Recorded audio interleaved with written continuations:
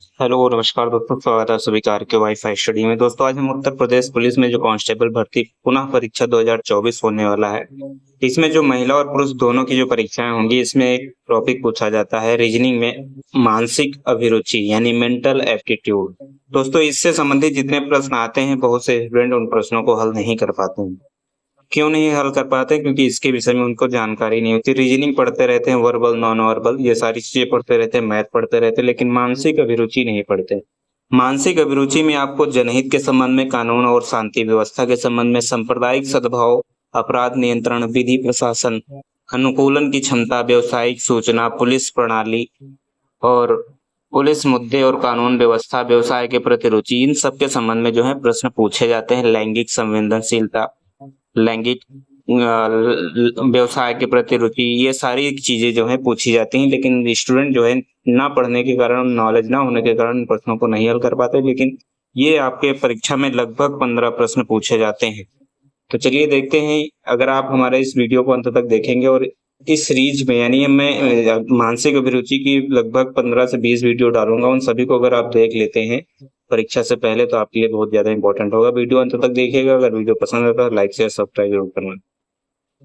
दोस्तों मानसिक अभिरुचि के अंतर्गत वर्ष 2023 में जब 17 फरवरी को पहली शिफ्ट में एग्जाम हुआ, तो उसमें पहला प्रश्न पूछा गया मानसिक अभिरुचि का कि आप एक पुलिस अधिकारी के रूप में तैनात हैं। एक स्थानीय मेले में उत्तेजित भीड़ एक किशोर पर चोरी का आरोप लगाती है। और मॉब लीचिंग मतलब भीड़ इकट्ठा होकर किसी व्यक्ति को भीड़ के द्वारा मारा जाना मॉब लीचिंग होता है। तो मॉब लीचिंग का प्रयास करती है, यानी भीड़ जो है उस लड़के को मारने का प्रयास करती है। तो उस समय आप क्या करेंगे? ऑप्शन है, यदि पर्याप्त सबूत उपलब्ध है तो भीड़ को आरोपी को दंडित करने का देंगे, यानी कि जो आरोपी है उसको भीड़ को आप सौंप देंगे, उसको मारे पीटे। तो ये गलत हो जाएगा, मतलब भीड़ को हम सौंपेंगे नहीं, क्योंकि अगर भीड़ को सौंप देंगे तो भीड़ उस लड़के को जान से भी मार सकती है। ऑप्शन बी है, दबाव डालकर आरोपी से जुर्म कबूल करवाना चाहिए। दबाव डालकर नहीं करना चाहिए। निष्पक्ष सुनवाई सुनिश्चित करने के लिए किशोर को बचाना चाहिए और भीड़ को तीतर बितर करना चाहिए। ऑप्शन नंबर जो बी है दोस्तों, ऑप्शन नंबर बी इसका जो है सही उत्तर हो जाएगा। ऑप्शन नंबर बी इसका सही उत्तर हो जाएगा। और पूछताछ के लिए आरोपी को गिरफ्तार करने के लिए बल का प्रयोग करना चाहिए, यानी पूछताछ के लिए आप उसे मार पीट कर उसकी जो है गिरफ्तारी करेंगे, ये भी गलत चीज हो जाएगी। तो यानी कि निष्पक्ष सुनवाई सुनिश्चित करने के लिए किशोर को बचाना चाहिए और भीड़ को तीतर बितर करना चाहिए। ऐसा क्यों करना चाहिए? क्योंकि निष्पक्ष सुनवाई यानी कि फेयर ट्रायल सुनिश्चित करने के लिए पुलिस द्वारा किशोर को बचाया जाना चाहिए।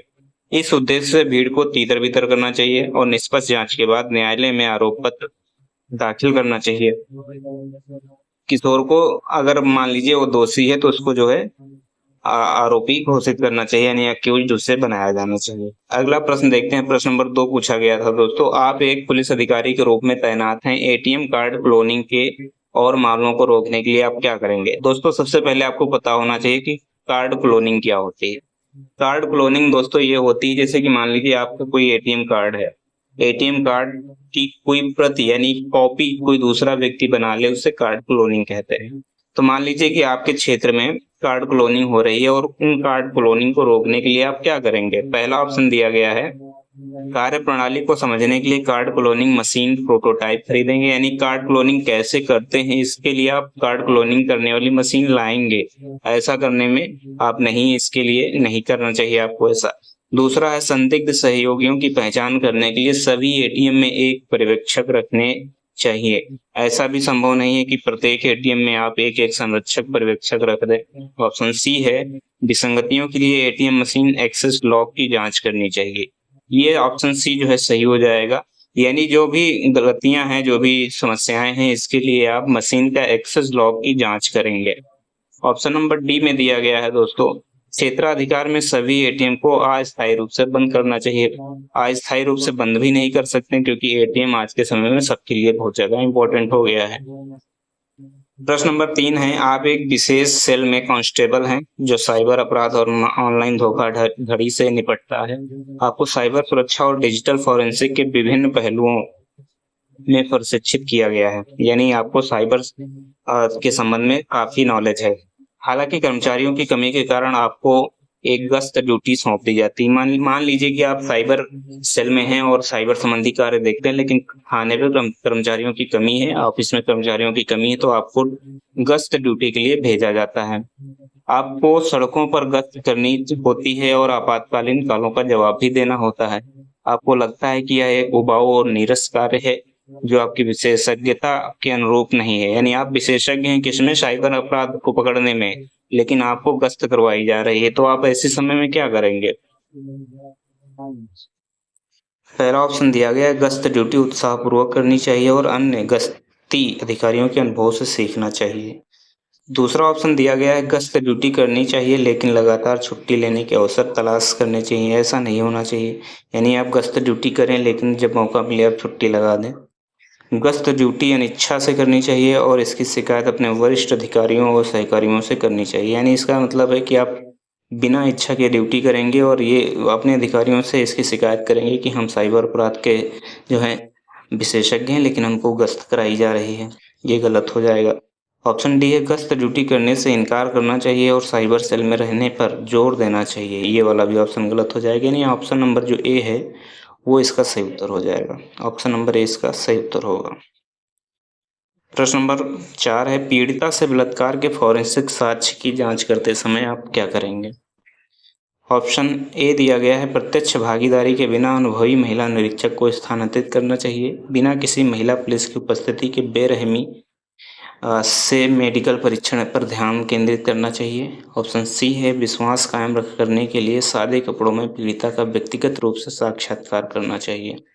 ऑप्शन डी है, छद्म नाम का उपयोग करके एफआईआर के साथ दस्तावेजीकरण पूर्ण करना चाहिए। तो दोस्तों ये option number B, option number C और ऑप्शन नंबर डी गलत हो जाएंगे। ऑप्शन नंबर ए जो है वो सही हो जाएगा। जब भी कोई छेड़छाड़ बलात्कार से संबंधित केस होता है तो उस केस को महिला निरीक्षक, महिला उप निरीक्षक या फिर महिला कांस्टेबल के द्वारा उसका जो है निस्तारण कराया जाता है। तो ऑप्शन नंबर ए इसका सही उत्तर हो जाएगा। प्रश्न नंबर 5 है, एक पुलिस अधिकारी के रूप में आपको एक जिले के एक पुलिस स्टेशन में नियुक्त किया जाता है। निम्नलिखित में से कौन सा उस अधिकारी का नाम है जो पुलिस स्टेशन का प्रभारी होता है? यानी station house officer. Option number D इसका सही उत्तर हो जाएगा। स्टेशन हाउस ऑफिसर को आप एसएचओ भी कहते हैं। एसएचओ मतलब जो वहाँ का होता है प्रभारी थाने का। तो ऑप्शन नंबर ए इसका डी जो है सही हो जाएगा।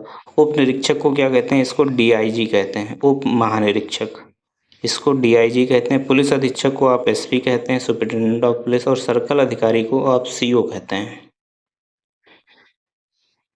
यानी कि क्षेत्र अधिकारी। तो ऑप्शन इसका जो है डी सही उत्तर हो जाएगा। प्रश्न नंबर 6 है, एक पुलिस अधिकारी के रूप में कानून लागू करने में आपके निर्णय लेने में क्या मार्गदर्शन करेगा? एक पुलिस अधिकारी के रूप में कानून लागू करने में आपके निर्णय लेने में क्या मार्गदर्शन करेगा? ऑप्शंस हैं, व्यक्तिगत नैतिक मूल्यों को लागू करना, भले ही वे स्थापित नियमों के विपरीत हों। ऑप्शन बी है, अपने वरिष्ठों के फैसलों पर सवाल उठाए बिना उनके आदेशों का पालन करना।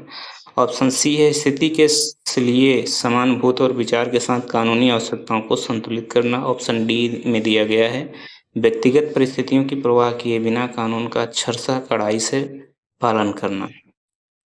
तो इसके लिए दोस्तों ऑप्शन नंबर सी सही उत्तर हो जाएगा। स्थिति के लिए समानुभूति और विचार के साथ कानूनी आवश्यकताओं को संतुलित करना ही सबसे अच्छा मार्गदर्शन होगा। तो ऑप्शन नंबर इसका जो सी है वो सही उत्तर हो जाएगा। दोस्तों प्रश्न नंबर 7 पूछा गया था, राष्ट्रव्यापी आतंकी अभियान के चरम चरण में आपको पता चलता है कि आपके एकमात्र अभिभावक दुर्बलता स्ट्रोक से पीड़ित हो गए हैं। यानी कोई मान लीजिए राष्ट्रव्यापी आतंकी अभियान चल रहा है और उस अभियान के अंतर्गत आपको पता चलता है कि आपका कोई अभिभावक है, माता पिता है या कोई और है जो दुर्बलता स्ट्रोक से पीड़ित हो गए हैं। आपको राष्ट्रव्यापी आतंकी अभियान के चरम चरण में आपको पता चलता है कि आपके एकमात्र माता पिता के दुर्बल करने वाले आघात का सामना करना पड़ा है, तो तुम्हें क्या करना चाहिए? 4 ऑप्शंस दिए गए हैं दोस्तों यहाँ पर। पहला ऑप्शन दिया गया, अभिभावक को संभालने की भाई बहन से अपेक्षा करते हुए एक ही तरफ ध्यान केंद्रित करना चाहिए। ऑप्शन बी में दिया गया, मिशन पूरा होने तक ध्यान भटकाने से बचते हुए समाचार छुपाने चाहिए। ऑप्शन सी है, ऑप्स नेतृत्व के बिना कुछ क्षेत्रों को दूरस्थ रूप से समन्वित करना चाहिए। और ऑप्शन डी है, पारिवारिक प्राथमिकता के लिए निपुण डिप्टी को बागडोर सौंपनी चाहिए। तो दोस्तों आप option number B, option number C, option number D जो है तीनों गलत हो जाएंगे। अगर मान लीजिए कि आपके अभिभावक को कोई स्ट्रोक पड़ा है, ठीक है, तो उस समय आप अपने भाई बहन अपने रिलेटिव को उनको ध्यान रखने के लिए बोलेंगे, क्योंकि राष्ट्रव्यापी आतंकी हमला भी एक महत्वपूर्ण हमला होता है जिसमें आप जो है एक महत्वपूर्ण पद पर हैं, तो वहां पर आपका रहना जरूरी हो जाता है। तो ऑप्शन नंबर ए इसका सही उत्तर हो जाएगा। प्रश्न नंबर 8 है, एक पुलिस अधिकारी के रूप में कुछ धार्मिक रीति रिवाज पूजा स्थलों में महिलाओं के प्रवेश पर सर्वोच्च न्यायालय के निर्देशों का उल्लंघन करते हैं, आप क्या करेंगे ऐसे समय? 4 ऑप्शंस दिए गए हैं। आध्यात्मिक प्रमुखों की सहायता का लाभ उठाते हुए राय देने वाले नेताओं को संवेदनशील बनाना चाहिए। संवेदनशील बनाना चाहिए, ये गलत हो जाएगा। ऑप्शन बी है, छुट्टियां लेकर इस स्थिति से बचना चाहिए, यानी भाग जाना चाहिए, निपटना नहीं चाहिए, जैसा हो वैसा पड़ा रहने दें, ये भी गलत हो जाएगा। ऑप्शन सी है, अदालती फैसलों को बरकरार रखते हुए इन रीति रिवाजों के खिलाफ सार्वजनिक रूप से आरोप लगाने की धमकी देनी चाहिए। धमकी कह देंगे भाई, तो ऑप्शन नंबर सी भी गलत हो जाएगा। यदि आवश्यक हो तो विरोधी समूहों को हटाकर निर्देश लागू करने चाहिए। ऑप्शन नंबर डी इसका सही उत्तर हो जाएगा। दोस्तों मान लीजिए कि ऑप्शन नंबर डी आप लगा लिए हैं, तो क्यों लगाए हैं? क्योंकि बतौर पुलिस अधिकारी आप सर्वोच्च न्यायालय के निर्देशों का पालन करवाना आपका जो है ड्यूटी हो जाएगी, आपकी जो है यही आपकी प्राथमिकता हो जाएगी। अतः यदि आवश्यकता पड़े तो आप विरोधी समूहों पर सख्ती भी कर सकते हैं। तो ऑप्शन नंबर डी इसका सही उत्तर हो जाएगा।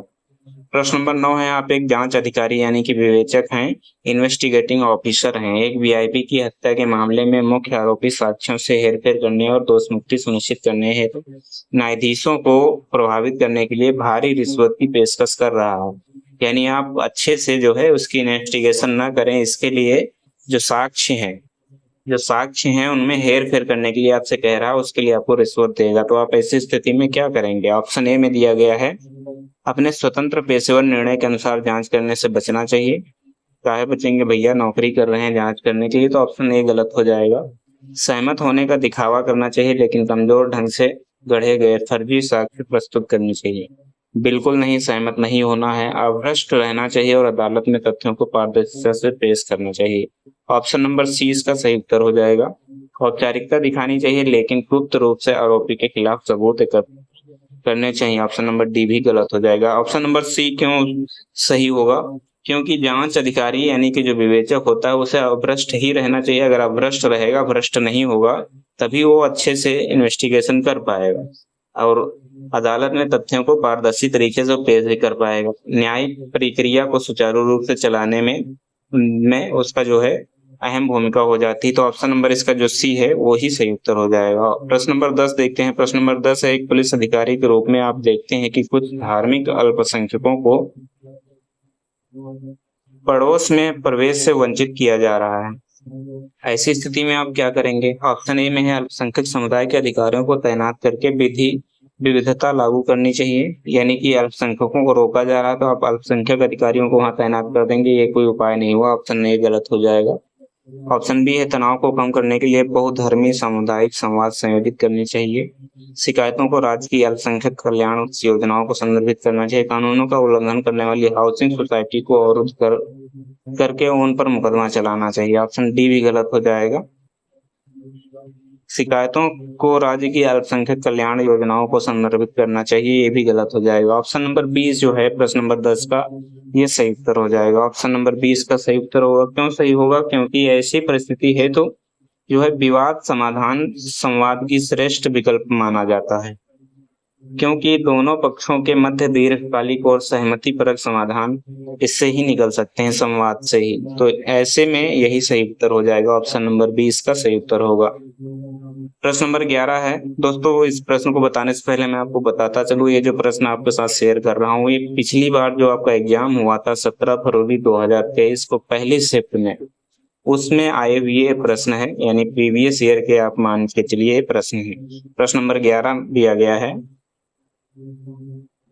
दंगा प्रभावित बहुधार्मिक इलाके में पुलिस प्रमुख के रूप में आप वहां तैनात हैं, तो आप ऐसी स्थिति में क्या करेंगे?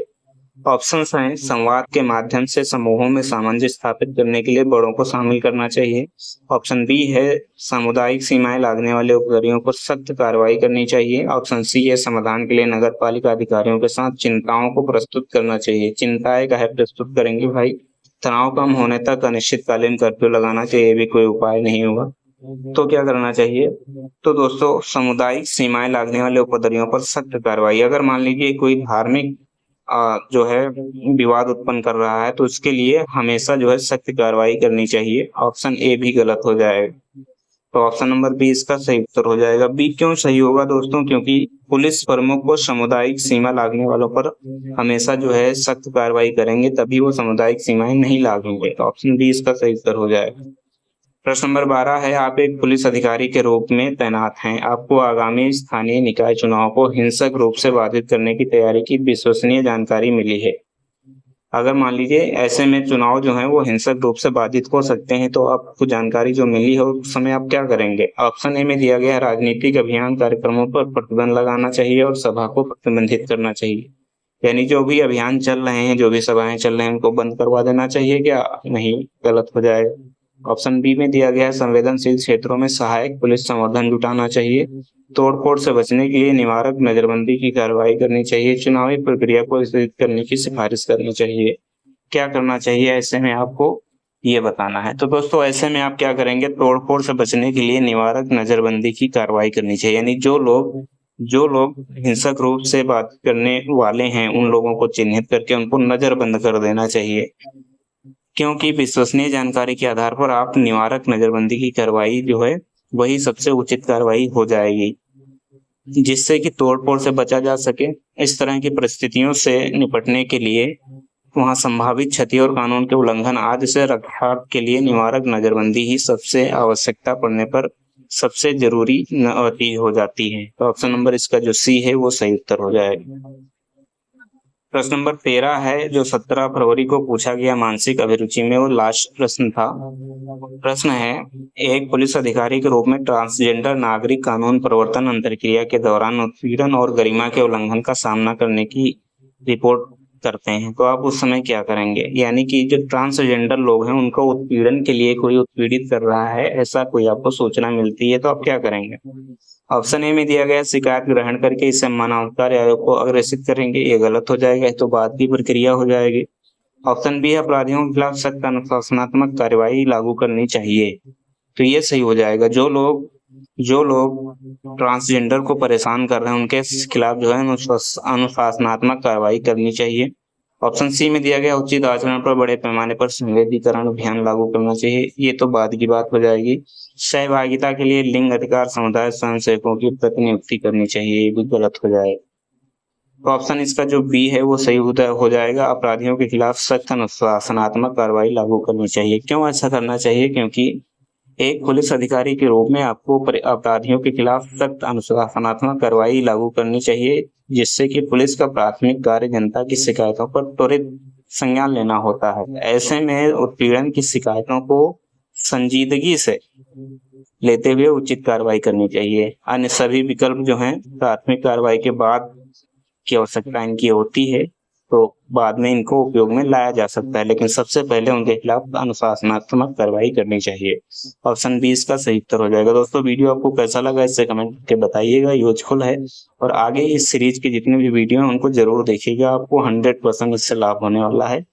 अगर वीडियो आपको अच्छा लगता है तो लाइक शेयर सब्सक्राइब जरूर करना। धन्यवाद। जय हिंद, जय भारत।